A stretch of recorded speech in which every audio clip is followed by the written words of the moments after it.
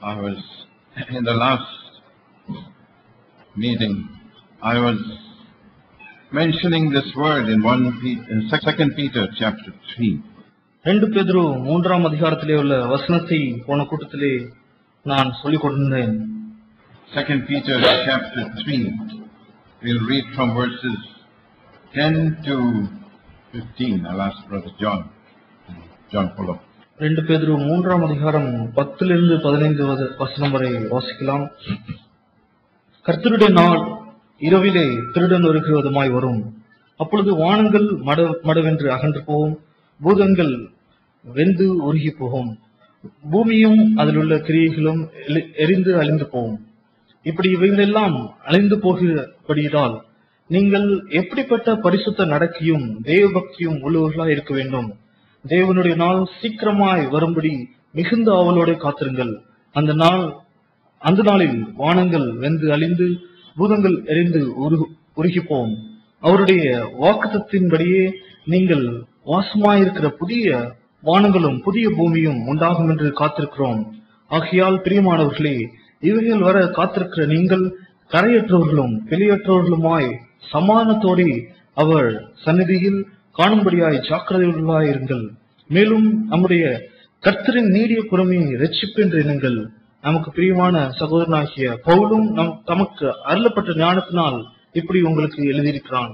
And we read in verses 6 and 7, it says, verse 7, it says, the present heavens and earth are being reserved for fire. 3ஆம் அதிகாரம் 7ஆம் வசனத்திலே இப்படி வாசிக்கிறோம். இப்பொழுது இருக்கிற வானங்களும் பூமியும் அந்த வார்த்தையினாலே அக்கினிக்கு இரையாக வைக்கப்பட்டு. The present heavens and earth are being reserved for fire. இப்பொழுது இருக்கிற வானங்களும் பூமியும் அந்த வார்த்தையினாலே அக்கினிக்கு இரையாக வைக்கப்பட்டு. I was saying to you that we have to live every day with that day in mind, that everything we do, we possess, will be burned up. நாம் இப்படிப்பட்ட ஒரு குறிக்கோளோடு நோக்கத்தோடு நாம் ஜீவிக்க வேண்டும். அந்த நாளிலே நாம் பேசுகிற செய்கிற எல்லா காரியங்களும் அந்த நாளிலே அக்கினிக்கிரையாக வைக்கப்பட்டிருக்கிறது. அந்த நாளிலே எரிந்து போகும். And if we are serving God and we are seeking to build His church, our works will be tried by fire. நாம் தேவனுக்கென்று ஊழியம் செய்து தேவனுக்காக எது செய்ய வேண்டும் என்ற நம்மளுடைய கிரியைகளும் அக்கினியினாலே சோதிக்கப்படும். The quality of the work that I have done on this earth, இந்த பூமியிலே நான் செய்த கிரியையின் தரம் will be tested by fire. அந்த நாளிலே அக்கினியினால் பரிசோதிக்கப்படும். You don't have to be an elder for that.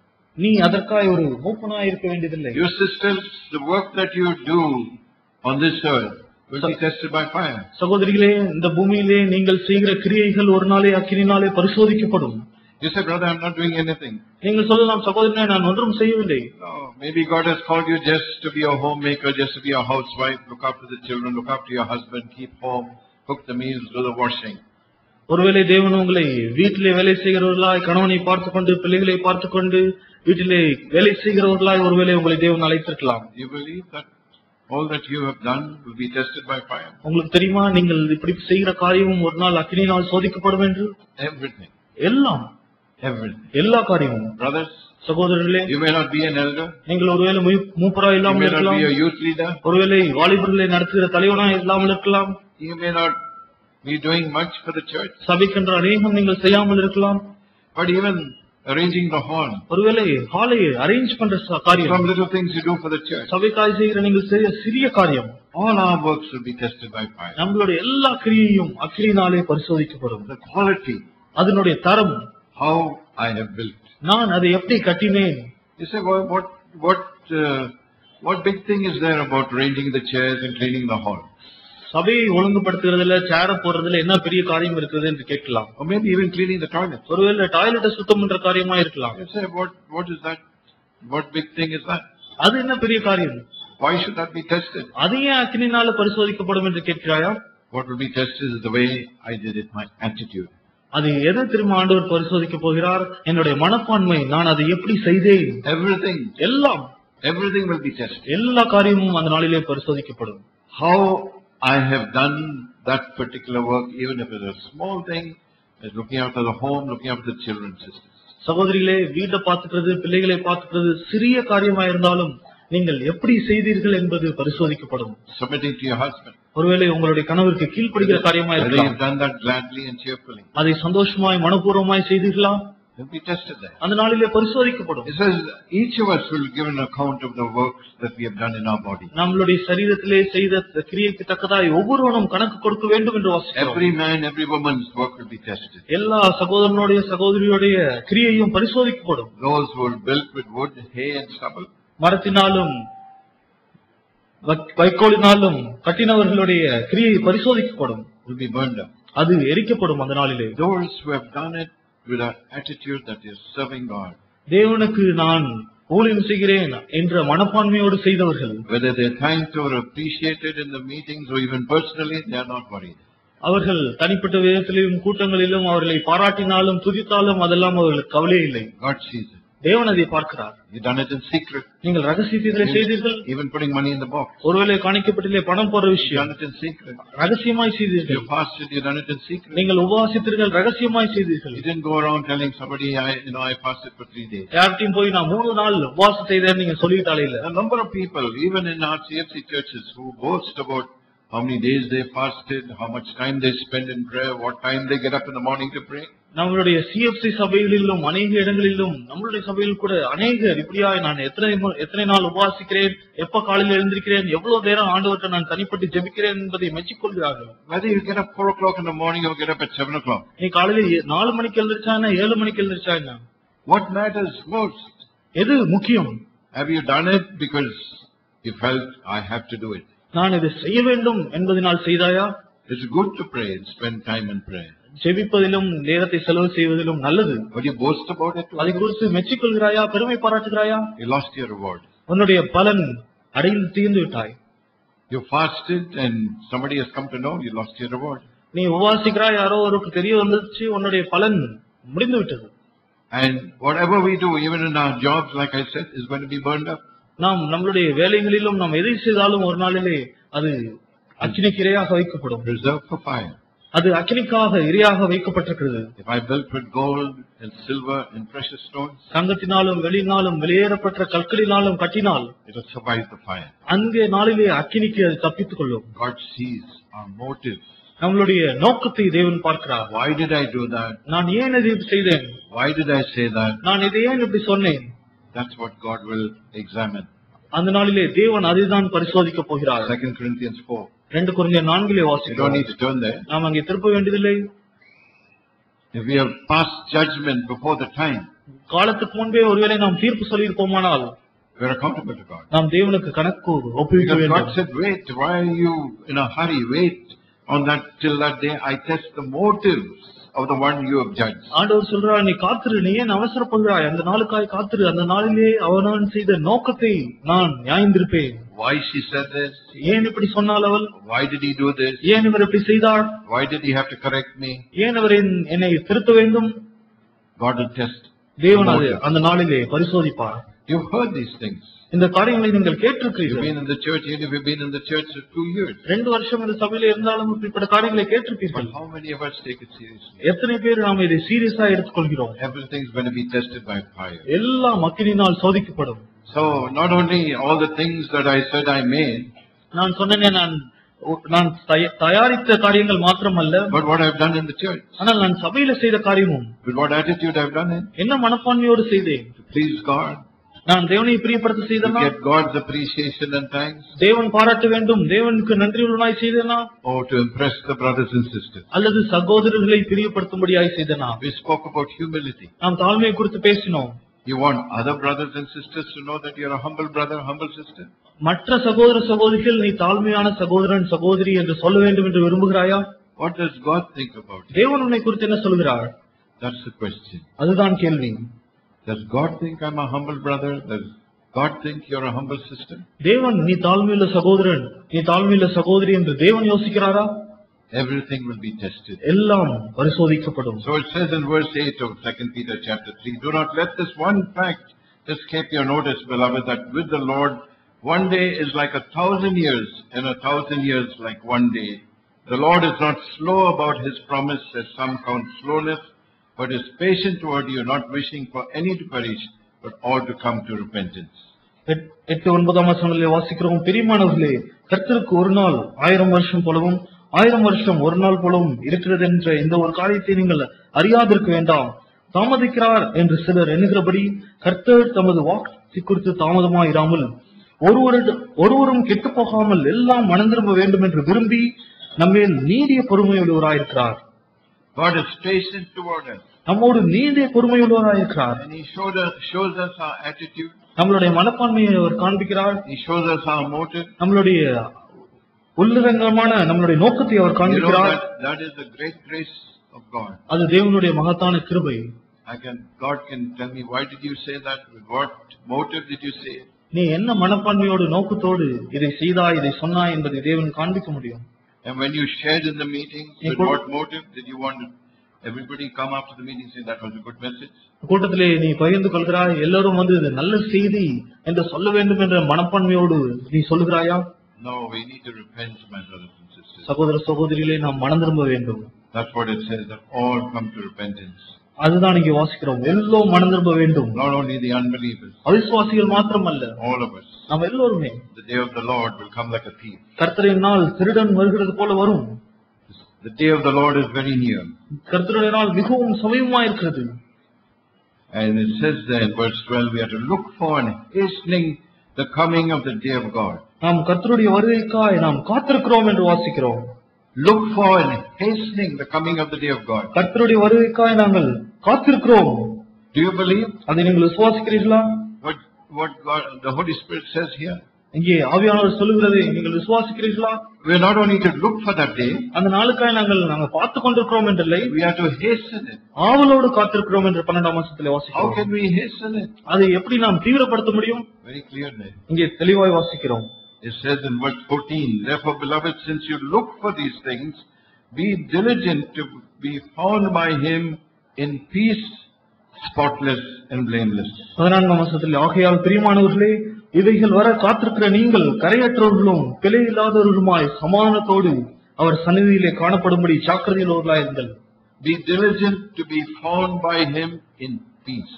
சமாதானத்திலே நீங்கள் காணப்படும்படியாய் ஜாக்கிரதையுள்ளவர்களாயிருங்கள். Spotless and blameless. பிழையற்றவர்களாயும் கரையற்றவர்களாயும். That's how we can hasten the day of God. அப்படிதான் கர்த்தருடைய நாளை நாம் துரிதப்படுத்த முடியும். And I tell you, நான் உங்களுக்கு சொல்லட்டும், if we take that seriously, அதை நாம் சீரியஸா எடுத்துக்கொண்டால், we will hasten the return of Jesus Christ. இயேசு கிறிஸ்துவினுடைய வருகையை நாம் துரிதப்படுத்த முடியும். We will hasten the return when judgment will come upon this world. இந்த பூமியின் மேல் வர இருக்கிற நாளை, நியாயத்தீர்ப்பின் நாளை நாம் துரிதப்படுத்த முடியும். When Jesus was about to give up His life, இயேசு தம்முடைய ஜீவனை கொடுக்கும் அந்த சூழ்நிலையிலே, He said the ruler of this world has been judged. அவர் சொல்கிறார், இந்த உலகத்தின் அதிபதி நியாயம் தீர்க்கப்பட்டான். The prince of this world came and he found nothing in me. இந்த உலகத்தின் அதிபதி வருகிறான், என்னிடத்தில் அவனுக்கு ஒன்றும் இல்லை என்று இயேசு சொன்னார். He was in peace, spotless and blameless. அவர் பிழையற்றவராயும் கரையற்றவராயும் சமாதானத்தோடு இருந்தார். And if you and I live that way, நீங்களும் நானும் அப்படிப்பட்ட ஜீவனை ஜீவிக்கும் பொழுது, we will hasten the day of God. கர்த்தருடைய நாளை நாம் துரிதப்படுத்த முடியும். Shall we really ask God for that? இதற்காக நாம் உண்மையாலுமே ஆண்டவரிடத்தில் கேட்போமா? To be diligent, ஆண்டவரிடத்தில் நாம் ஜாக்கிரதையாய், ஆண்டவரே, found by Him in peace, அவர் நாம் சமாதானத்தோடு அவர் சந்நிதியிலே காணப்படும்படியாய். And regard verse 15, the patience of the Lord as salvation. 15ஆம் வசனம், மேலும் நம்முடைய கர்த்தரின் நீடிய பொறுமை இரட்சிப்பு. The patience of the Lord. கர்த்தருடைய நீடிய பொறுமை. God is patient with us. நம்மளோட தேவன் நீடிய பொறுமையாக இருக்கிறார். My brothers and sisters, let's hasten the day of God. அருமையான சகோதர சகோதரிகளே, கர்த்தருடைய நாளை நாம் துரிதப்படுத்துவோம். By the way you and I live the rest of our time on this earth. இந்த பூமி எஞ்சியுள்ள நாட்களிலே நீங்களும் நாங்களும் ஜீவிக்கிற விதத்திலே, no, in Romans, Paul says in Romans 13, it's high time to awaken out of sleep. தூங்குகிற நீ எழுந்திரு என்று ரோமர் 13 வாசிக்கிறோம். Day is past, the night is almost come. பகல் போய்விட்டது, இரவு வந்துவிட்டது. Put aside the deeds of darkness. இருளின் கிரியைகளை புறம்பாக்குங்கள். And put on Jesus Christ. இயேசுவை தரித்துக் கொள்ளுங்கள். Clothe ourselves with Christ. கிறிஸ்துவினால் உங்களை தரித்துக் கொள்ளுங்கள். With His virtues, with His nature, with His resurrection power. அவருடைய சுபாவத்தினாலும் அவருடைய உயிர்த்தெழுதலின் வல்லமையினாலும் உங்களை நீங்கள் தரித்துக் கொள்ளுங்கள். Let's really take that to heart, my brothers and sisters. அருமையான சகோதர சகோதரிகளே, இதை நாம் நம்மளுடைய இதயத்தில் எடுத்துக்கொள்வோம். we read some very sad words here. Luke chapter 19. லூக்கா 19 ஒரு சில வருத்தமான வார்த்தைகளை வாசிக்கிறோம். துக்கமான Something that வார்த்தைகள் came to my own heart some time back. கொஞ்ச நாட்களுக்கு முன்பாய் என்னுடைய இருதயத்திற்கு வந்த வசனங்கள்.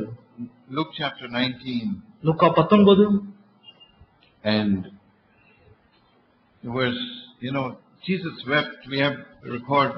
I think Jesus wept many times. இயேசு अनेक முறை அழுதிருக்கிறார். அதற்கான குறிப்புகள் இருக்கிறது. He wept at the tomb of Lazarus. லாசருடைய கல்லறையிலே அழுதார். Because he shares our griefs and our sorrows. ஏனென்றால் நம்மளுடைய துக்கங்களையும் துயரங்களையும் அவர் பகிர்ந்து கொள்கிறார். And I think he wept in Gethsemane. அவர் கெத்செமனே தோட்டத்திலே அழுதார். He not only wept, but his sweat was like great drops of blood. அவர் அழுதது மாத்திரமல்ல, இரத்த வியர்வை சிந்தினார் என்று வாசிக்கிறோம். And yet he weeps over Jerusalem. எருசலேமுக்காய் அழுதார். That's a picture of the church. அது சபையினுடைய படம். More so today. Chapter 19, Luke chapter 19 and verse 41. லூக்கா 19:41 வசனம். When he approached Jerusalem, he saw the city and wept over it. அவர் சபையுமாய் வந்தபோது நகரத்தை பார்த்து அதற்காய் கண்ணீர் விட்டு அழுதது. Why? ஏன்? The next verse 42, he says, if you had known in this day, even you, the things which make for peace, but now they have been hidden from your eyes. 42வது வசனத்திலே வாசிக்கிறோம். உனக்கு கிடைத்த இந்த நாளிலாகிலும் உன் சமாதானத்துக்கு ஏற்றவைகளை நீ அறிந்திருந்தாயானால் நலமாயிருக்கும். இப்பொழுதோ அவைகள் உன் கண்களுக்கு மறைவாயிருக்கிறது. If you had known in this day the things which make for peace. உனக்கு கிடைத்த இந்த நாளிலாகிலும் உன் சமாதானத்துக்கு ஏற்றவைகளை நீ அறிந்திருந்தால். I want to underline that for all of us. நாம் எல்லோருக்கும் இதை அடிக்கோட்டு காண்பிக்க விரும்புகிறேன். To know the things which make for peace. சமாதானத்துக்கு ஏற்றவைகளை நீ அறிந்திருந்தாயானால். He said, but now they are hidden from your eyes. இப்பொழுது உன் கண்களுக்கு அது மறைவாயிருக்கிறது என்று சொல்கிறார். Judgment is coming. நியாயத்தீர்ப்பு வருகிறது. Verse 43. 43ஆம் வசனம். Verse 44, he says, you'll be leveled to the ground, you and your children with you. நீங்களும் உன் பிள்ளைகளும் உன்னிடத்தில் ஒரு கல்லின் மேல் ஒரு கல் இல்லாதபடி உண்டாகும் நாட்கள் வருகிறது என்று சுவாசிக்கிறோம். That's how it was, the condition of God's people in that day. அந்த நாளிலே தேவனுடைய ஜனங்களின் நிலைமை இதுதான். And in verse 45, the very next thing he did, he entered the temple and began to drive out those who were selling, making God's house a house of business. அடுத்த வசனங்களிலே வாசிக்கிறோம். அதை சொல்லிவிட்டு ஆண்டவர் தேவாலயத்துக்குள்ளாய் பிரவேசித்து அங்கு விற்கிறவர்களையும் கொள்ளுகிறவர்களையும் புறம்பே துரத்திவிட தொடங்கி என்னுடைய வீடு ஜெப வீடு என்று சொன்னார். Through the 40 years, Brother Zach has had to do that many times in the church in Bangalore. Bangalore சபையிலே 40 வருடங்களாய் அநேக முறை சகரியாப்பன் இதை செய்திருக்கிறார். Drive out those who wanted to use the church to do business. சபையை விற்கிறவர்களாய் மாற்றுவர்களை துரத்தி இருக்கிறார். And I praise God for such a brother. அப்படிப்பட்ட சகோதரனுக்காய் நான் தேவனுக்கு நன்றி Praise செலுத்துகிறேன். God for a true man of God. தேவனுடைய நிஜமான தேவனுடைய மனுஷனுக்காய் நன்றி He செலுத்துகிறேன். had no favorites. அவருக்கு என்று விரும்பினவர்கள் இல்லை. I was no favorite of his. அவருடைய விருப்பமானவர் நான் அல்ல. Even though I've known him for 42, 43 years and worked with him for 40 years. 40 வருடங்களாய் அவரோடு நான் வேலை செய்திருந்தோம். 43 வருடங்களாய் அவரை அறிந்திருந்தோம். He's never been partial with me. அவருடைய பாரபட்சம் உடையவராய் இல்லை. He had to rebuke me, he rebuked me. என்னை கடிந்து கொள்ள வேண்டியதா இருந்திருக்குது, அவர் கடிந்து கொண்டிருக்கிறார். He did it personally, he did it through emails. தனிப்பட்ட விதமாய் செய்திருக்கிறார். இமெயில் மூலமாய் கடிந்து கொள்ள அனுப்பியிருக்கிறார். He had to correct me, he corrected me. அதனை திருத்த வேண்டிய விஷயங்களிலே திருத்தி இருக்கிறார். I didn't get offended. நான் மனத்தாங்கல் அடையவில்லை. The temptation is to get offended. அங்கே மனத்தாங்கல் அடைய வேண்டும் என்ற சோதனை இருக்கிறது. One of the first things I learned in the beginning 40 years ago was never to get offended. 40 வருடங்களுக்கு முன்பாய் நான் கற்றுக்கொண்ட ஒரு சில முதல் பாடங்கள், நான் மனத்தாங்கல் அடைய மாட்டேன்.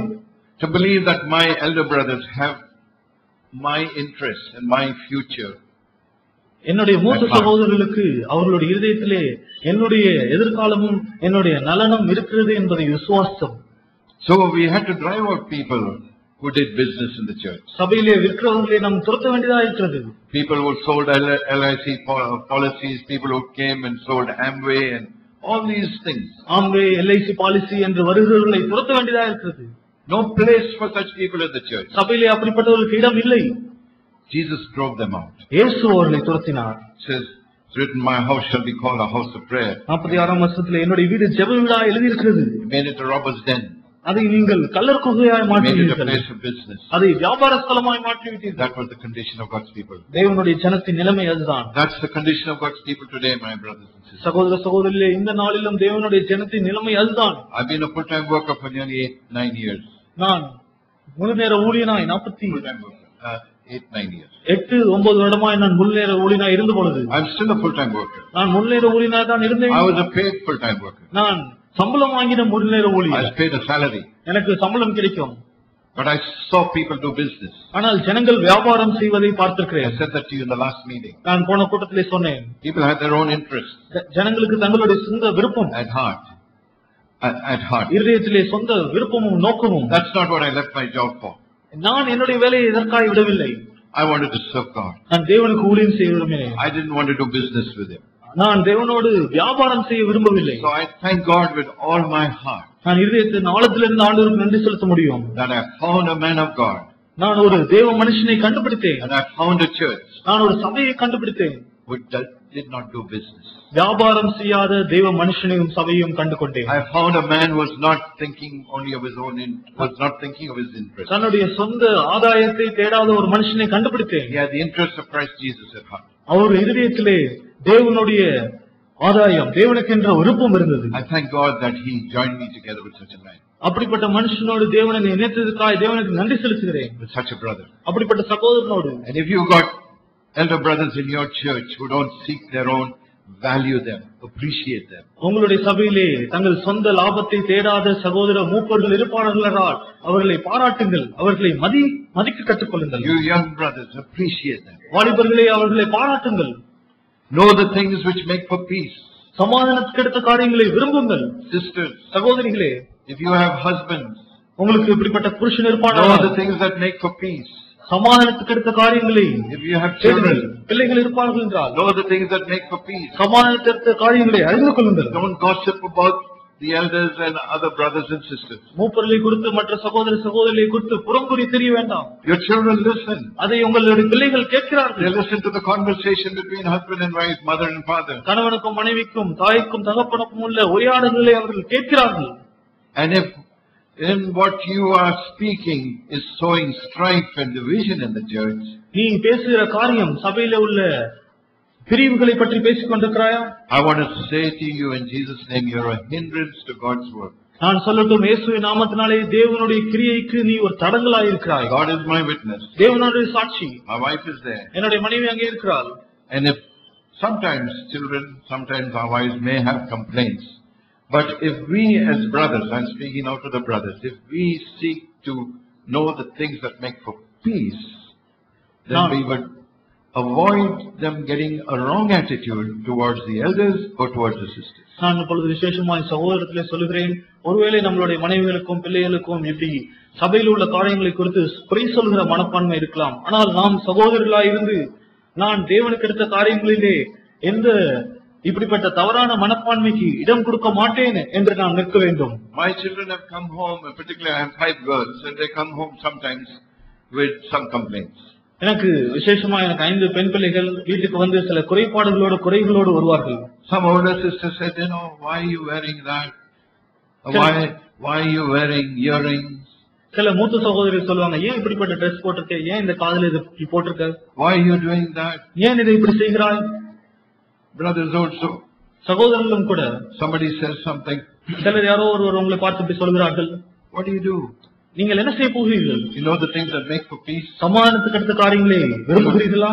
Avoid making any comment that is going to bring strife or jealousy or anything like that. பொறாமையோ விரிவையோ கொண்டு வருகிற எந்த காரியத்திற்கு விரோதமாய் எதிர்த்து நில்லுங்கள். I've said to my daughters, I said, don't have a wrong attitude. எங்களுடைய மகள்களை பார்த்து சொல்லியிருக்கிறேன், தவறான மனப்பான்மை வைத்துக் கொள்ளாதே. 2 things I've said to them. 2 காரியம் சொல்லியிருக்கிறேன். I said that to my wife also. என்னுடைய மனைவியிடத்திலும் சொல்லியிருக்கிறேன் கடந்த ஆண்டுகளிலே. If there's anything that you need to take from what comment or criticism was made, அவர்களிடத்திலிருந்து வந்த குறையிலிருந்து ஏதோ ஒரு காரியத்தை உனக்கு எடுத்துக்கொள்ள வேண்டுமா என்று பார். take that and throw the rest out. அதை எடுத்துக்கொண்டு மற்ற எல்லாம் தூக்கி போடு. And the other thing is, 2வது காரியம், I tell my children, எங்களுடைய பிள்ளைகள் பார்த்து I've சொல்லுவேன், got parents. Thank you for what you told me, but I've got my father and mother. அவங்களுக்கு சொல்லு, நீங்க சொன்னதுக்காக நன்றி, ஆனா எங்களுக்கு அப்பா அம்மா உண்டு. And they will tell me what I'm doing, whether it's right or wrong. அவங்க இடத்துல சொல்லுவாங்க நீ செய்யறது சரியா தவறா என்று. We have many inspectors sometimes in the church. சபையிலே சில சமயங்களில் அநேக இன்ஸ்பெக்டர்ஸ் உண்டு. Among sisters and brothers. சகோதரிகள் மத்தியிலும் சகோதரர்கள் மத்தியிலும். But more among sisters I find. நான் விசேஷமாய் சகோதரிகளே அதிகமாய் பார்க்கிறேன். Always looking to see what somebody else is wearing. எப்பொழுதுமே இவங்க ஏதாவது போட்டிருக்கிறத பார்த்து ஏதாவது சொல்ல வேண்டும் என்று விரும்புகிறார்கள். Who's getting the next baby? அடுத்த பிள்ளை யாருக்கு? Who's getting married to whom? யாருக்கு திருமணம்? These are all the things they discuss. இதெல்லாம் தான் அவர்கள் உரையாடுகிறார்கள். These are not things which make for peace. இது சமாதானத்துக்கு அடுத்த காரியம் அல்ல. And even the brothers also. சகோதரர்கள் மத்தியிலும் You're always discussing somebody else.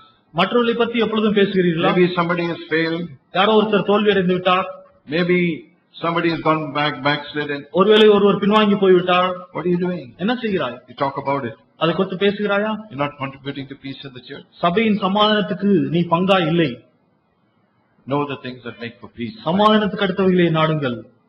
And it says in Romans chapter 14, ரோமர் 14 வாசிக்கிறோம். verse 19. 19வது வசனம். It says, so then, we pursue the things which make for peace and the building up of one another. Do not tear down the work of God for the sake of food. 14:19. 14-19 வாசிக்கிறோம். ஆனபடினால் சமாதானத்துக்கு அடுத்தவைகளையும் அந்யோன்ய பக்தி விருத்தி உண்டாக்குதலையும் நாடக்கடுவோம். Pursue the things that make for peace. சமாதானத்துக்கு அடுத்தவைகளையும் நாடுவோம். And the building up of one another. ஒருவரை ஒருவர் கட்டுவதை. How do you build up others when you want to know who's getting the next baby? Is that sister or pregnant? Why is she not getting a child so many years? These are the things sisters talk about. You've been married, why you're not getting a child? All these things, does that build up somebody?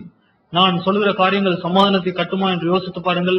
இப்படிப்பட்ட காரியங்களை சகோதரிகள் பேசுகிறார்கள். இவளுக்கு திருமணமாகி இத்தனை வருடம் ஆகிவிட்டது, ஏன் இவள் இன்னும் குழந்தை பிறக்கவில்லை, ஏன் அடுத்த பிள்ளை யாருக்கும் திருமணம்? Brothers also. சகோதரர்களும் கூட. So many things you can behave like women, talking about all these things. இப்படிப்பட்ட காரியங்களை பேசிக்கொண்டு நீங்களும் ஸ்திரீகளைப் போல நடந்து கொள்ள முடியும். The women are, that is a habit. சகோதரிகளுக்கு இது ஒரு பழக்கம். But it says in the Bible we are not to be effeminate, we are not to become like women. வேதத்திலே வாசிக்கிறோம் சகோதரிகளைப் போல மாறிவிடக்கூடாது, நாங்கள் புருஷர்களாக இருக்க வேண்டும் என்று வாசிக்கிறோம். It says in the rest of that verse 19, do not tear down the work of God for the sake of food. There it was food. அங்கே வாசிக்கிறோம் ஆகாரத்துக்காக தேவனுடைய கிரியை பாலாக்கி போட வேண்டாம். அங்கே ஆகாரத்தை குறித்து போஜனத்தை குறித்து வாசிக்கிறோம். That's a word that has come to my heart many times. அநேக தடவை என்னுடைய இதயத்துக்கு வந்த ஒரு வார்த்தை. Do not tear down the work of God. தேவனுடைய கிரியை அழித்து போடாதே. Whatever it may be. என்ன ஒரு காரியமா இருந்தாலும். It's not my business. அது என்னுடைய வேலை அல்ல. I tell my family members, not your business. என்னுடைய குடும்பத்தினரை பார்த்து பார்ப்பேன், அது சொல்லுவேன், இது உன்னுடைய வேலை அல்ல. Something concerns the church, that's for the elders to handle. சபைக்கு அடுத்த காரியமா அது மூப்பர்கள் பார்த்துக் கொள்வார்கள். You don't get involved. நீ அதிலே தலையிடாதே. Do not tear down the work of God. தேவனுடைய கிரியை அழித்து போடாதே. And I say this for all of us, my brothers and sisters. அருமையான சகோதர சகோதரிகள் எல்லோரையும் பார்த்து சொல்லுகிறேன். Let's not tear down the work of God. தேவனுடைய கிரியை நாம் அழித்து போட வேண்டாம். Brothers have done that and have gone out of the church. சகோதரர்கள் அதை செய்து சபையிலிருந்து வெளியே போயிருக்கிறார்கள். They have sought to tear down the work of God. தேவனுடைய கிரியை அழித்து போட முயற்சித்திருக்கிறார்கள். They did not pursue the things which make for peace. சமாதானத்துக்கு அடுத்த காரியங்களை அவர்கள் தேடவில்லை. And the building up of one another. ஒருவர் கட்டுவதை தேடவில்லை. It says in Romans chapter 14 verse 13. ரோமர் 14:13 வாசிக்கிறோம். So therefore let us not judge one another anymore, but rather determine this, not to put an obstacle or a stumbling block in a brother's way. 13 வசனத்தில் இப்படி இருக்க நாம் இனிமேல் ஒருவரை ஒருவர் குற்றவாளிகள் என்று தீர்க்காதிருப்போமாக, ஒருவனும் தன் சகோதரனுக்கு முன்பாக தடைக்கல்லையும் இடர்களையும் போடலாகாதென்றே தீர்மானித்துக் கொள்ளுங்கள். Verse 17, it says the kingdom of God is not eating and drinking, and you can add a long list to all these things we talked about, but righteousness and peace and joy in the Holy Spirit. 17 வசனத்தில் வாசிக்கிறோம், தேவனுடைய ராஜ்யம் புசிப்பும் குடிப்பும் அல்ல, அதோடு சேர்ந்து ஒரு நீண்ட பட்டியலை நாம் பேசின காரியங்களை போட்டுக் கொள்ளலாம். அதற்கு பதிலாக அது நீதியும் சமாதானமும் பரிசுத்த ஆவியினால் உண்டாகும் சந்தோஷமா இருக்கிறது. And verse 18 it says, he who in this way serves Christ is acceptable to God and approved by men. 18 வசனத்திலே இவைகளிலே கிறிஸ்துவுக்கு ஊழியம் செய்கிறவன் தேவனுக்கு பிரியனும் மனுஷரால் அங்கீகரிக்கப்பட்டவனுமாய் இருக்கிறான். Let's pursue the things that make for peace in these days. இப்படிப்பட்ட நாட்களிலே சமாதானத்துக்கு அடுத்த காரியங்களை நாடுவோம். The devil seeks to bring in strife and to divide the church. சத்ரு பிரிவினையும் பிரச்சனையும் உண்டு பண்ண நாடுகிறான். He's working overtime. அவன் அதிக நேரம் வேலை செய்து கொண்டிருக்கிறான். He knows he has only a short time left. ஏனென்றால் அவனுக்கு குறுகிய காலம் இருக்கிறது என்பதை அறிந்தவனாய் இருக்கிறான். So he is busy seeking to divide the homes of God's people. தேவனுடைய ஜனங்கள் அவர்களுடைய குடும்பங்களிலே பிரிவினையை உண்டு பண்ண நாடுகிறான். And even if they don't divorce and separate, that they live with strife and conflict in the house. அவர்கள் டைவர்ஸ் வாங்கி அவர்கள் பிரியவில்லை என்றாலும் அவர்களுடைய ஜீவியத்திலே சமாதானம் இல்லாதபடி சண்டையோடு வாழ அவர் விரும்புகிறான். I said at John Paul's wedding the other day that our homes must be little islands of peace. நான் ஜான் போலுடைய திருமணத்திலே நேற்று தினத்திலே சொன்னேன், நம்மளுடைய குடும்பங்கள் சமாதானத்தின் தீவா இருக்க வேண்டும். How can we make our home an island of peace? நம்மளுடைய குடும்பத்தை எப்படி சமாதானத்தின் தீவாய் மாற்றுவது? Romans 14:19. ரோமர் 14:19. What we just read. நாம் வாசித்த வசனம். Pursue the things which make for peace and the building up of one another. சமாதானத்துக்கு அடுத்தவைகளையும் அந்யோன்ய ஐக்கியத்தை கட்டுகிறதையும் நாடுவோம். If we do that, நாம் இதை செய்யும் பொழுது our home will be an island of peace. நம்மளுடைய குடும்பம் ஒரு சமாதானத்தின் தீவா இருக்கும். Our children will be brought up in peace. நம்மளுடைய பிள்ளைகள் ஒரு சமாதானத்திலே If we do வளர்க்கப்படுவார்கள். that in the church, அதை சபையிலே செய்வோமானால் these little lambs will grow. இந்த சிறு ஆட்டுக்குட்டிகள் வளருவார்கள். If they sense strife and conflict among the brothers, சகோதரர்கள் மத்தியிலே சகோதரிகள் மத்தியிலே அவர்கள் பிரிவினையை காண்பார்கள் என்றால், or among the sisters, சகோதரிகள் மத்தியிலே we can't help it with those who are on the fringe. வெளியிலே வேலிக்கு அருகாமையிலே இருக்கிறவர்களை நம்ம உதவி செய்ய முடியாது. You know that if they have strife and conflict among them, that's okay. வெளியிலே வேலி பக்கத்துல இருக்கிறவர்கள் சண்டை பிரச்சனை இருக்குமானால் பரவாயில்லை. That's how it was with God's people. தேவனுடைய ஜனங்கள் மத்தியிலே அப்படித்தான் இருந்தது. You know, there were stragglers in God's people when they came out of the wilderness.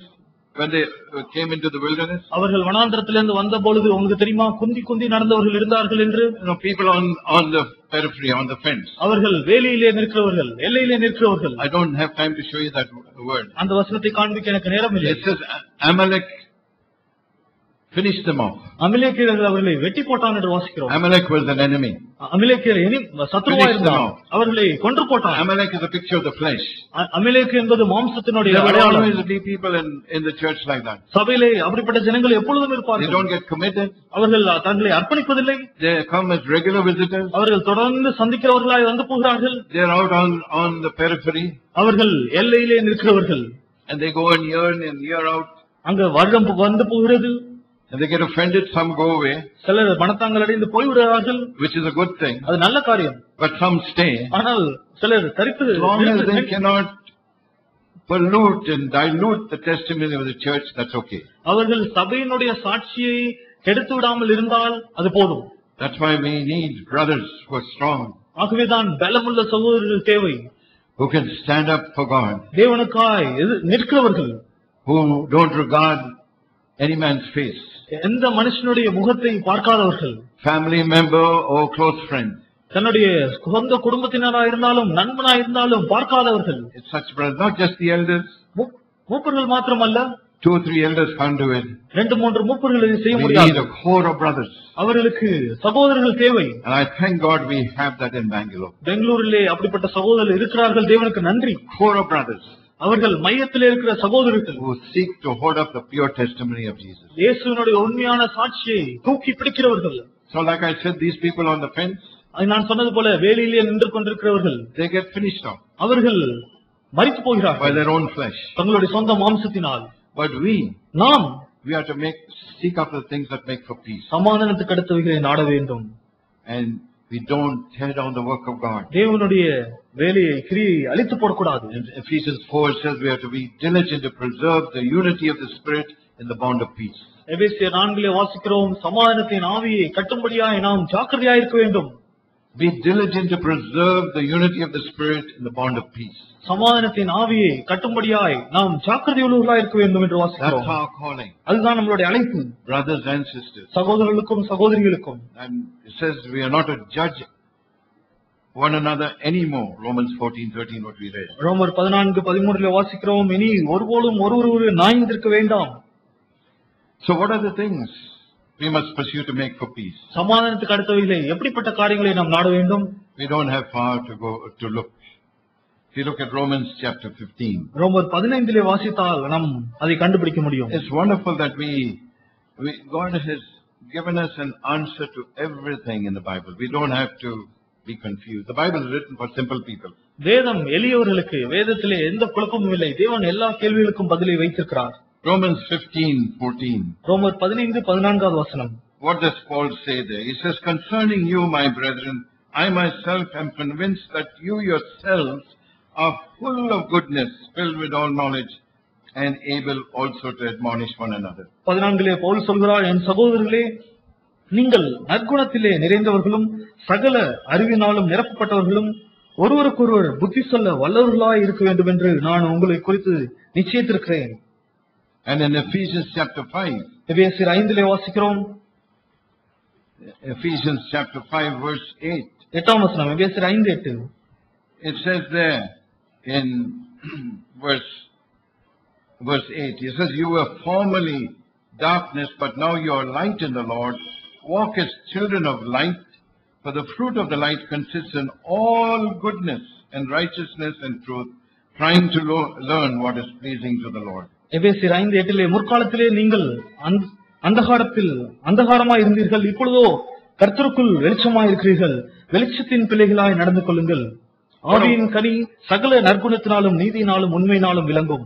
Fruit of the light is all goodness.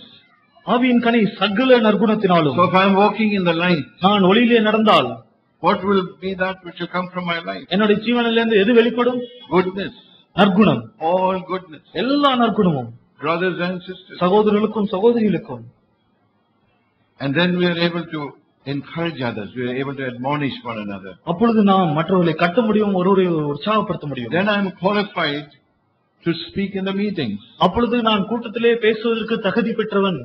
I am qualified to encourage another brother or sister. மற்ற சகோதரனை சகோதரியை உற்சாகப்படுத்துவதற்கு நான் தகுதி பெற்றவன். Because I have learned the things that make for peace. ஏனென்றால் சமாதானத்துக்கு அடுத்த காரியங்களை நான் கற்றுக்கொண்டிருக்கிறேன். I'm not looking at the speck in my brother or sister's eye.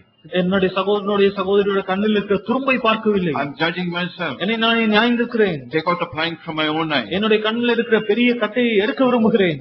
And so I can help others. நான் மற்றவர்களுக்கு உதவி செய்ய முடியும். Because I see my own flesh. ஏனென்றால் என்னுடைய சொந்த மாம்சத்தை நான் I பார்க்கிறேன். have the same flesh as that brother or that sister. அந்த சகோதரனுக்கும் சகோதரிக்கும் இருக்கிற அதே மாம்சம் எனக்கும் இருக்கிறது. I can be merciful. நான் அவருக்கு இரக்கமாய் இருக்க I முடியும். can be full of goodness. நான் நற்குணம் நிறைந்தவனாய் இருக்க முடியும். And it says they are filled with all knowledge and able to admonish one another. Verse 14. 14 வசனத்திலே வாசிக்கிறோம். End of verse 14. 14 வசனத்தின் கடைசியிலே Filled with all knowledge and able also to admonish. 15 வசனத்திலே வாசிக்கிறோம் தமிழ் பிள்ளை. நீங்கள் ஞானமற்றவர்களைப் போல நடவாமல் ஞானமுள்ளவர்களாய் கவனமாய் நடந்து கொள்ளும்படி. What does it mean to be full of goodness? நற்குணம் நிறைந்தவர்களாய் இருப்பதின் அடையாளம் என்ன? Number of things. அநேக காரியம். I name a few. நான் ஒரு சில காரியங்களை To சொல்லட்டும். be without guile or deceit. எந்த பொய்யும் மாம்சமும் கள்ளம் கபடும் இல்லாதபடி. Guile. Without guile or deceit. பொய்யும் கபடமும் இல்லாதபடி. It's more than lies, you know. பொய்யை காட்டிலும் அதிகமான விஷயங்கள். No guile. எந்த கபடமும் இல்லை. Jesus saw Nathanael and said, a true Israelite in whom there is no guile. இயேசு நாத்தான்வேலை பார்த்து சொன்னார், இவனிடத்திலே கபடம் இல்லை. That's so important in the church. சபையிலே இது மிகவும் முக்கியம். Because that's the bride of Christ. ஏனென்றால் கிறிஸ்துவனுடைய மணவாட்டி. The first thing that we read about the bride of Christ is no deceit, no lying. கிறிஸ்துவனுடைய மணவாட்டியை குறித்து வாசிக்கிற முதல் காரியம் அவனிடத்திலே பொய் இல்லை, கபடம் இல்லை. We read in Zephaniah chapter 3, we don't have time to look at it. It says, God will leave among you a humble and a lowly people who will take refuge in the name of the Lord, who will tell no lies. Zephaniah 3 வாசிக்கிறோம், அதை திருப்பதற்கு நேரம் இல்லை. பொய் கலைந்து தேவனுடைய கோட்டையின் கீழாய் அடைக்கலம் பெறுகிற ஜனங்களை தேவன் மீதியாய் வைப்பார் என்று வாசிக்கிறோம். No deceit. அங்கே அவரிடத்திலே கபடம் இல்லை. We are not cunning and crafty. அவர்கள் கன்னிங்காய் தந்திரமானவர்கள் அல்ல.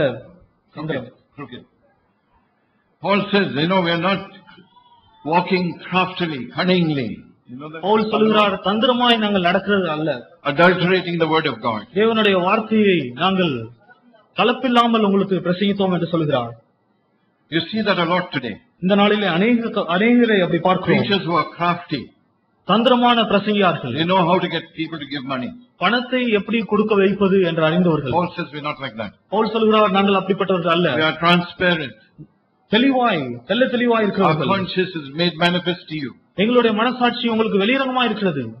Cain's face was fallen. காயினுடைய முகம் விழுந்தது. God said to Cain, why has your face fallen? அவன் ஆண்டவர் பார்த்து கேட்கிறான், உன்னுடைய முகம் ஏன் தொங்கி போயிருக்கிறது?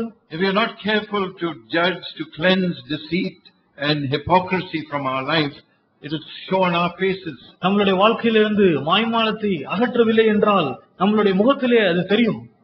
And God said to him, if you intend well, you also will be accepted. ஆண்டவரிடத்திலே சொன்னார், நீ நன்மையை விரும்பினால் நீ ஏற்றுக்கொள்ளப்படுவாய். Ananias and Sapphira tried to bring deceit into the church. அனனியாவும் சப்பீராவும் சபைக்கு பொய்யை கொண்டு வந்தார்கள். What happened to them? என்ன நடந்தது? They fell dead. அவர்கள் மரித்து போனார்கள். And I have said sometimes சில சமயங்களிலே நான் சொல்லியிருக்கிறேன், ஜனங்களிடத்திலே because God is not doing that today, that people fall dead. ஜனங்கள் அப்படி மரிக்காமல் இருப்பதினால், தேவன் அதை செய்யவில்லை என்பதனால் We don't take deceit and lies seriously. பொய்யை நாம் சீரியஸா எடுக்கவில்லை. It's a serious thing to bring deceit into the church. தேவனுடைய சபைக்கு பொய்யை கொண்டு வருவது, கபடத்தை கொண்டு வருவது ஒரு சீரியஸான காரியம். I cannot be full of goodness நான் நன்மை நிறைந்தவனா இருக்க முடியாது. if I am deceitful. நான் பொய் நிறைந்தவனா இருந்தால் நன்மை என்னிடத்தில் I இருக்காது. will encourage brothers and sisters in Bangalore, be yourself. சகோதர சகோதரிகள் பெங்களூரில் நான் உற்சாகப்படுத்துகிறேன், நீங்கள் நீங்களாவே இருங்கள். Don't try to be somebody else. நீங்கள் மற்றவராய் இருக்க வேண்டாம். Sisters, I've told, don't try to be like Sister Annie. சகோதரர்களை சொல்லியிருக்கிறேன், சகோதரி ஆனி போல நீங்கள் இருக்க Brothers, வேண்டாம். I said, don't try to be like Brother Zach. சகோதரரை பார்த்து சொல்லியிருக்கிறேன், நீ சகோதரர் சக்கரியான் போல இருக்க வேண்டாம். நான் நானாகவே I இருக்கிறேன். am Ian Robson. நான் ஈயன் Raphson. God has created me different. தேவன் என்னை வித்தியாசமாய் சிருஷ்டித்திருக்கிறார். And I want the glory of God to be manifest in my life. தேவனுடைய மகிமை என்னுடைய ஜீவியத்திலே வெளிப்பட வேண்டும் என்று விரும்புகிறேன். That is what it means to be without hypocrisy. அதுதான் மாய்மாலம் இல்லாத ஜீவிக்கிற ஜீவியம். Hypocrisy means to act. மாய்மாலம் என்றால் என்ன? நடிப்பது. We don't have to act. நாம் நடிக்க வேண்டியதில்லை. Be yourself, brothers. சகோதரனே, நீங்கள் நீங்களாவே இருங்கள். Sisters, be yourself. சகோதரிகளே, நீங்கள் நீங்களாவே இருக்க வேண்டும். That is what it means to be full of goodness. நன்மை நிறைந்து இருப்பதனுடைய அடையாளம் அதுதான். Not to be always looking for a fight. சண்டையை விரும்பாதவர்கள். We are quick to start a fight or an argument. ஒரு சண்டையும் வாக்குவாதத்தையும் ஆரம்பிப்பதற்கு நாம் தீவிரமா இருக்கிறோம். I don't know how it is on the gates. Must be there in Tamil also. Jagrada. Beware of dogs. நாம் தமிழ்ல எப்படி இருக்குதுன்னு தெரியல, நாம் எல்லாரும் வாசல்ல வாசிப்போம், நாய்கள் ஜாக்கிரதை. நாய்கள் ஜாக்கிரதை. Dogs, they are quick to pick a fight. நாய்கள் ஜாக்கிரதை, அவர்கள் சண்டை போடுவதற்கு தீவிரமா இருக்கிறது. Every time you see that on a gate. அங்க எங்கெல்லாம் டோர்ல கேட்ல பாக்குறீங்களோ, That's in Philippians chapter 4. பிலிப்பியர் 4 அது இருக்கிறது. Paul says, beware of dogs. Pavul சொல்கிறார், நாய்கள் எச்சரிக்கையா இருங்கள். There are some people who like to get into an argument. They want to fight. எப்பொழுதும் சண்டையை விரும்பி ஒரு வாக்குவாதத்திற்குள்ளாய் செல்ல விரும்புகிறவர்கள். I was saying, in Bangalore, on one gate I saw this, beware, he is on duty. ஒரு பெங்களூர்ல ஒரு வீட்டிலே இப்படி வாசித்தேன், ஜாக்கிரதை, அவன் வேலையிலே இருக்கிறான் என்று வாசித்தேன். I hope you are not on duty. நான் விசுவாசிக்கிறேன் நீங்கள் அப்படிப்பட்ட வேலையிலே இல்லை என்று. I hope Jesus has helped you to get rid of that. தேவன் இயேசு உங்களை விடுதலை செய்திருக்கிறார் என்று விசுவாசிக்கிறேன். Yeah, there are some brothers and sisters always on duty. சில சகோதர சகோதரிகள் எப்பொழுதும் டியூட்டியிலே இருக்கிறார்கள். What is happening in the church, what is not being done correctly, they are on duty. சபையிலே என்ன நடந்தது, என்ன சரியா நடக்கல, எப்பொழுதும் டியூட்டியிலே இருக்கிறார்கள். They are ready to point it out. அதை குறை கண்டுபிடிப்பதற்கு எப்பொழுதும் ஆயத்தம். They look to get in an argument. எப்பொழுதும் வாக்குவாதம் செய்ய ஆயத்தம். They cannot be full of goodness. அவர்கள் நன்மை நிறைந்தவர்களாக இருக்க முடியாது. They are full of goodness, we have got rid of that. நாம் நன்மை நிறைந்தவர்களாக இருந்தால் இப்படிப்பட்ட காரியங்களிலிருந்து விடுதலை பெற்றிருப்போம். That dog has died.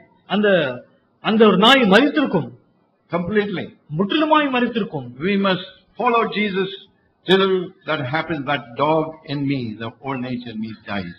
அந்த என்னில் இருக்கிற அந்த நாய் மரிக்கும் வரை நான் முற்றிலுமா இயேசுவை பின்பற்ற வேண்டும். And I want to tell you one good news.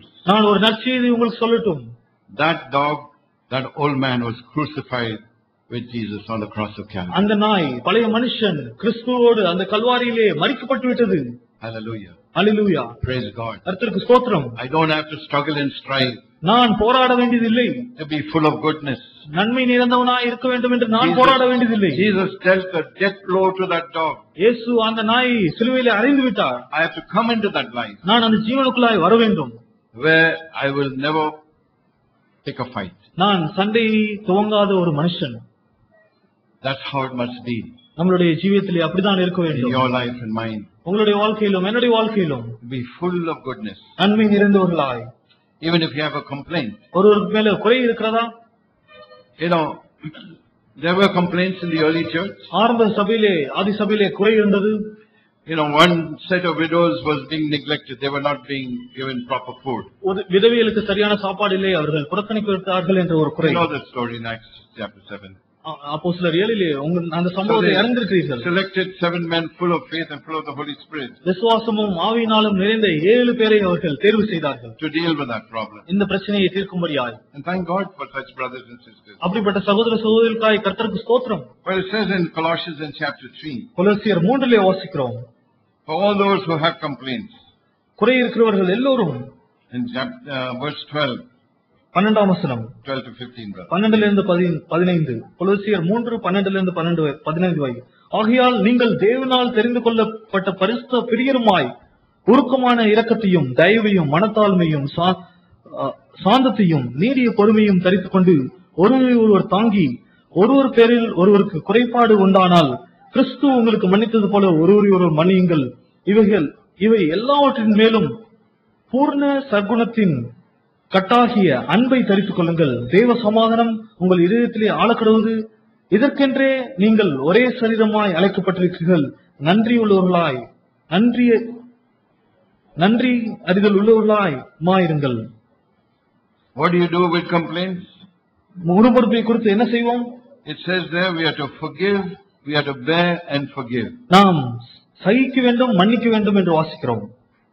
Bear and forgive one another. ஒருவரை சகித்து தாங்கி ஒருவரை மன்னிக்க வேண்டும். Just as Christ forgave you. கிறிஸ்து உங்களை மன்னித்தது போலவே. And that word that we shared in the wedding, let the peace of Christ act as a referee in your heart. திருமணத்திலே நாம் பரிந்து கொண்ட வசனம், தேவ சமாதானம் உங்களுடைய இதயத்தை ஆளக்கடவுது. ரெஃப்ரியா இருக்கட்டும் உங்களுடைய இதயத்திலே. To which you were called in one body, and be thankful. இதற்கென்றே நீங்கள் ஒரே சரீரமாய் அழைக்கப்பட்டீர்கள். நன்றியுள்ளவர்களாய் இருங்கள். Cultivate thankfulness. நன்றி அறிதலை கற்றுக்கொள்ளுங்கள். That's how it is to get rid of complaints. முறுமுறுப்பிலிருந்து அப்படிதான் விடுதலை பெற முடியும். It works. அது வேலை செய்யும். When you learn to thank God. தேவனை நன்றி சொல்ல கற்றுக்கொண்டால், whatever it is, என்ன காரியமாக இருந்தாலும், maybe you have a genuine complaint. ஒருவேளை அந்த உங்களுடைய குறை ஒரு நிஜமான குறையாகவே இருக்க முடியும். We thank the Lord. நீங்கள் கர்த்தருக்கு நன்றி செலுத்துங்கள். We have to be careful when we have a complaint. நாம் குறை வரும்பொழுது நாம் ஜாக்கிரதையாக இருக்க வேண்டும். Because that complaint can be turned into an accusation. முறுமுறுப்பு குறை சொல்லுதலாய் மாறி போக முடியும். If we don't follow what the Holy Spirit tells us to. பரிசுத்த ஆவியானவர் செய்கிறதை நாம் கைக்கொள்ளாமல் போனால், that complaint can become an accusation. அந்த ஒரு குறை சொல்லுதல் முறுமுறுப்பு ஒரு குற்றம் சாட்டுதலாய் மாறும். That is dangerous. அது அபாயம். Because you know whose side you go to. நீங்கள் யார் பக்கம் போகிறீர்கள் தெரியுமா? Whose side? குற்றம் சாட்டும் பொழுது யார் பக்கம் போகிறீர்கள்? Whose side? யார் பக்கம்? Tamil சொல்ல. சாத்தான் பக்கம். Yes, not just the side of the devil, but the accuser of the brethren. சகோதரர்களை குற்றம் பிடிக்கிறவன் என்று வாசிக்கிறோம். Accuser of the brethren. சகோதரர்களை குறை சொல்கிறவன், குற்றம் செலுத்துகிறவன். That's the side you go on. ஆண் பக்கமாய் நீங்கள் போகிறீர்கள். Jesus justifies. ஆண்டவர் சாட்சி சொல்கிறார். The devil accuses. சாத்தான் குற்றம் சாட்டுகிறவன். Jesus took every accusation that it was against you and me, and what did he do with it? உங்கள் What did மேலும் he do with it? என் மேலும் உண்டான எல்லா குறையும் அவர் என்ன செய்தார்? Colossians 2. கொலோசியர் 2. I hope you know that. உங்களுக்கு தெரியும் என்று விசுவாசிக்கிறேன். Colossians chapter 2. கொலோசியர் 2ஆம் அதிகாரம். In verse 14. 14ஆம் வசனம். நமக்கு எதிரடியாகவும் கட்டளைகளால் நமக்கு விரோதமாகவும் 13 and 14. 13 14. உங்கள் பாவங்களினாலும் உங்கள் மாம்ச விருத்த சேதனம் இல்லாமலும் மரித்தவர்களாயிருந்த உங்களையும் அவரோடு கூட உயிர்ப்பித்து அக்கிரமங்கள் எல்லாவற்றையும் உங்களுக்கு மன்னித்து நமக்கு எதிரடியாகவும் கட்டளைகளால் நமக்கு விரோதமாகவும் இருந்த கையெழுத்தை குலைத்து அதை நடுவில் இராதபடி எடுத்து சிலுவையின் மேல் ஆணி அடித்து என்று வாசிக்கிறோம். He nailed it to the cross, taking it out of the way. அவர் எல்லாவற்றையும் எடுத்து சிலுவையின் மேல் ஆணி எடுத்து என்று வாசிக்கிறோம். You cannot deal with a complaint. நீ முறுமுறுப்பை எப்படி கையாளுவது என்று தெரியாமல் இருக்கிறாயா? Be careful when it becomes an accusation. அது ஒரு குற்றம் சாட்டுதலாய் மாறிவிடும். Jesus nailed every accusation against you and me at the cross of Calvary. உனக்கு விரோதமாயும் எனக்கு விரோதமாய் இருந்த எல்லா குற்றச்சாட்டையும் அந்த கல்வாரி சிலுவையிலே இயேசு ஆணி அடித்தார். We have to do the same. அதையே நாமும் செய்ய வேண்டும். Take it out of the way. நம்மளுடைய வழியிலிருந்து அதை விலக்க வேண்டும். So that we get fellowship with one another. விலக்கும் பொழுதுதான் ஒருவரோடு ஒரு ஐக்கியம் கிடைக்கும். That is what it means to be full of goodness. நன்மை நிறைந்தவர்களாய் இருப்பதற்கு அர்த்தம் அதுதான். May God do such a work in us. நம்மிலே தேவன் அப்படிப்பட்ட கிரியை செய்யட்டும். How did this happen to this church? This is a wonderful church, this church in Rome. ரோமில் இருந்த சபை அற்புதமான சபை. அந்த சபைக்கு இதே நேர்ந்தது. Paul was not instrumental in establishing this church. இந்த சபையை நாட்டுவதற்கு சபை பவுல் ஒரு உதவியா இல்லை. Probably Peter. பேதுரு ஒருவேளை இந்த சபையை நாட்டியிருக்கலாம். There was no letter that Jesus wrote to this church in Rome.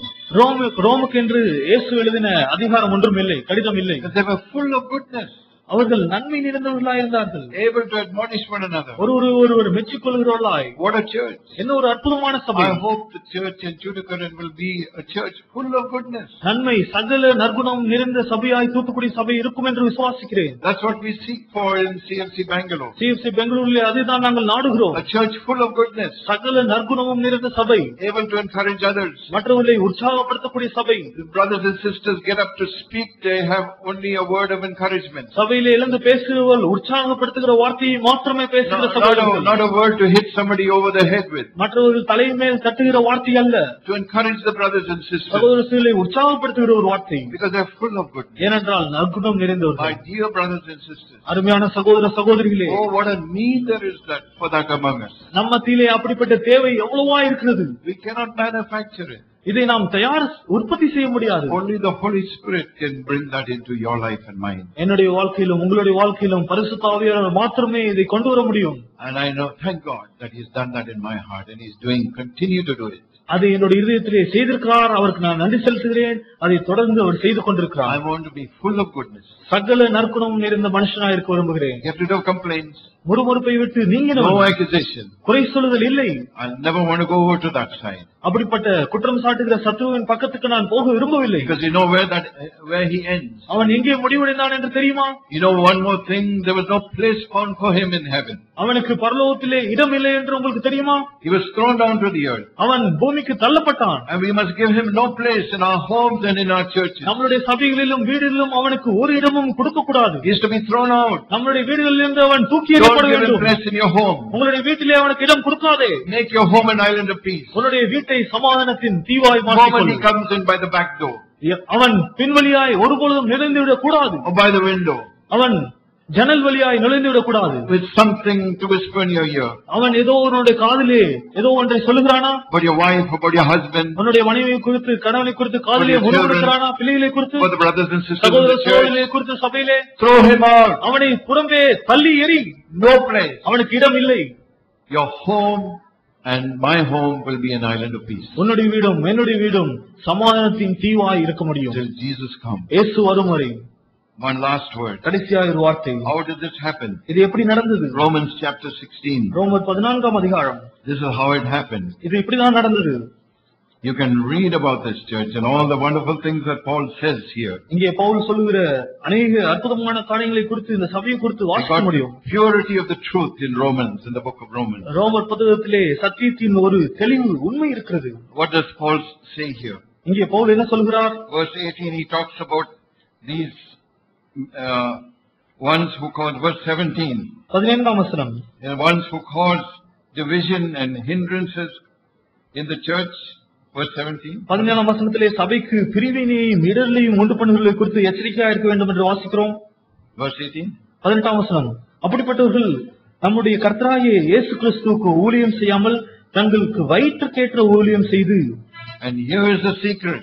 இங்கே ரகசியம் இருக்கிறது. How they became full of goodness. அவர்கள் நன்மை நிறைந்தவர்களாய் எப்படி மாறினார்கள்? The report of your obedience has reached to all.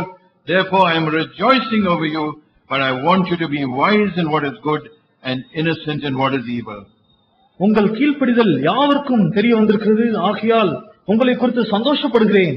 ஆனாலும் நீங்கள் நன்மைக்கு ஞானிகளும் தீமைக்கு பேதிகளா இருக்க வேண்டும் என்று விரும்புகிறேன். And what is the outcome of that? அதனுடைய முடிவு என்ன? Verse 20. 20ஆம் வசனம். The God of peace சமாதானத்தின் தேவன் will soon crush Satan under your feet. சீக்கிரமாய் சாத்தானை உங்கள் காலின் கீழே நசுக்கி போடுவார். Amen. Amen. You believe that? அதை விசுவாசிக்கிறீர்களா? The God of peace சமாதானத்தின் தேவன் will soon crush Satan under your feet. சீக்கிரமாய் சாத்தானை உங்கள் காலின் கீழே நசுக்கி Whatever போடுவார். it is you're facing, நீங்கள் என்ன சோதனையை நீங்கள் be சந்தித்துக் கொண்டிருந்தாலும் wise in what is good. நன்மைக்கு ஞானிகளாயும் Be a baby when it comes to evil. தீமைக்கு பேதிகளாயும் இருக்க வேண்டும். The God of peace will crush Satan under your feet. சமாதானத்தின் தேவன் சீக்கிரமாய் சாத்தானை உங்கள் காலின் கீழே I've நசுக்கி seen போடுவார். it do it in my family. அது என்னுடைய ஜீவியத்திலே நான் பார்த்திருக்கிறேன். I have seen him do it in different situations. வித்தியாசமான சூழ்நிலையிலே தேவன் இதை செய்ததை பார்த்திருக்கிறேன். And like I was saying, at this brother's wedding, be a man of peace, be a woman of peace. நான் இந்த சகோதரனுடைய திருமணத்திலே சொன்னது போல சமாதானத்தின் புருஷனாயும் சமாதானத்தின் ஸ்திரீயாயும் இருக்க கடவோம். What a church we can be.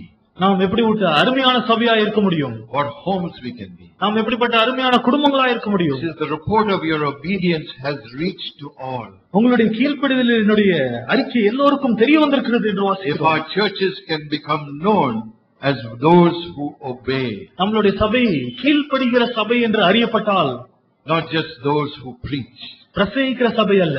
Paul, beginning this letter to this church, spoke in Romans chapter 1 about the obedience of faith. ரோமர் 1ஆம் அதிகாரம் இந்த நிருபத்தை ஆரம்பிக்கும் போது ரோமர் சபைக்கு இப்படி சொல்கிறார், உங்களுடைய கீழ்ப்படிதலின் விசுவாசம். That's what he wrote to this church. அந்த சபைக்கு இதுதான் எழுதுகிறார். I want to bring about the obedience of faith. உங்களுக்கு விசுவாசத்தின் கீழ்ப்படிதலை கொண்டு வருகிறேன் என்று சொன்னார். And he succeeded. அதிலே அவர் வெற்றி பெற்றார். Oh, my brothers and sisters, what you and I have heard, you for 35 years, we in Bangalore for 40 years. 35 வருடங்களாய் நீங்கள் இந்த சபையிலே கேட்டதும், 40 வருடங்களாய் நான் பெங்களூர் சபையிலே கேட்டதும், If we can be examples இதற்கு நாம் மாதிரிகளாய் இருந்தால், to all the other churches springing up, நாம் நம்மை பற்றி சுற்றி வருகிற எல்லா சபைகளும் the obedience of faith, விசுவாசத்தின் கீழ்ப்படிதல், that we are known as a church who obey, கீழ்ப்படுகிற சபையாய் நாம் அறியப்பட்டிருக்க வேண்டும். who obey the commandments of God தேவனுடைய கற்பனைகளுக்கு கீழ்ப்படுகிற சபை through faith in Jesus Christ. இயேசு கிறிஸ்துவின் மேல் உண்டான விசுவாசத்தின் மூலமாய் Our lives become full of goodness நம்முடைய வாழ்க்கை நற்குணம் நிறைந்த ஒரு ஜீவமாய் through the power of the Holy Spirit. பரிசுத்தாவின் வல்லமையினால் The Holy Spirit will pour into our hearts the love of God தேவனுடைய அன்பை பரிசுத்தாவியான நம்ம இருதயத்திலே ஊற்றுவார். as we pour out to others. நாம் மற்றவர்களுக்கு ஊற்ற முடியும். May God make it so. தேவன் அதை நமக்கு அப்படி செய்வாராக. Continue to do it if He has begun that அவர் அதை ஆரம்பித்திருந்தால் அதை தொடர்ந்து அவர் செய்வாராக. till Jesus comes. இயேசு கிறிஸ்து வரும் வரை நாம் ஜெபிப்போம். For a few moments, just think of what God is saying. தேவன் என்ன செய்கிறார் என்று ஒரு சில நிமிடங்கள் யோசித்து பார்ப்போம். Jesus said, let him who has ears to hear what the Spirit is saying to the churches. ஆண்டவர் சொன்னார், ஆவியானவர் சபைக்கு சொல்லுகிறதை காதுள்ளவன் கேட்க கடவன். May we offer our lives to God. நம்மளுடைய ஜீவனை ஆண்டவருக்கு அர்ப்பணிப்போம். Lord, I want my life to be full of goodness. ஆண்டவரே, என்னுடைய ஜீவன் ஆண்டவரே சகல நற்குணத்தினாலும் நிரம்பின ஜீவனாய் இருக்க வேண்டும். I want to know the things that make for peace. ஆண்டவரே, சமாதானத்துக்கு அடுத்த காரியங்களை நான் அறிய வேண்டும். The building up of my brothers and sisters. சகோதர சகோதரிகளை கட்டுவதை நான் அறிய வேண்டும். I want to keep my heart pure. ஆண்டவரே, என்னுடைய இருதயத்தை சுத்தமாய் வைத்துக் கொள்ள வேண்டும். Because He said, blessed are the pure in heart, they shall see God. இருதயத்திலே சுத்தமுள்ளவர்கள் பாக்கியவான்கள், அவர்களை தேவனை தரிசிப்பார்கள் என்று வாசிக்கிறோம். I want to see you ஆண்டவரே, நான் உம்மை தரிசிக்க விரும்புகிறேன். in all your glory, உம்முடைய எல்லா மகிமையிலும் full of goodness, நன்மை நிறைந்தவராய், full of compassion, ஆண்டவரே மனதிற்கும் full of நிறைந்தவராய், mercy, இரக்கம் நிறைந்தவராய், yet at the same time holy. அதே சமயத்திலே நீர் பரிசுத்தமாய் இருக்கிறீர். I want to be diligent to be found by you in peace, Lord. ஆண்டவரே, நான் சமாதானத்திலே நீர் என்னை கண்டுபிடிக்கும்படி நான் தீவிரமாய் இருக்க விரும்புகிறேன். Blameless and spotless. ஆண்டவரே, குறையற்றவனாயும் ஆண்டவரே குற்றமற்றவனுமாய் இருக்க விரும்புகிறேன். As we see the day of God approaching, தேவனுடைய நாள் சமயமாய் வருகிறது என்று கண்டு pour out upon us your Holy Spirit. உம்முடைய ஆவியை எங்கள் மேல் ஊற்றும். Endure us with power from on high. ஆண்டவரே, பரலோகத்தின் வல்லமையினால் எங்களை ஆண்டவரே நிரப்பும். And may all that we have heard be blessed to our hearts. நாங்கள் கேட்ட எல்லா காரியமும் எங்கள் இதயத்திலே நீர் ஆசீர்வதியும். That the report of our obedience will go far and wide. ஆண்டவரே, எங்களுடைய கீழ்ப்படிதலின் அறிக்கை ஆண்டவரே எல்லா இடங்களுக்கும் செல்லட்டும். Make us men and women full of faith and full of the Holy Spirit.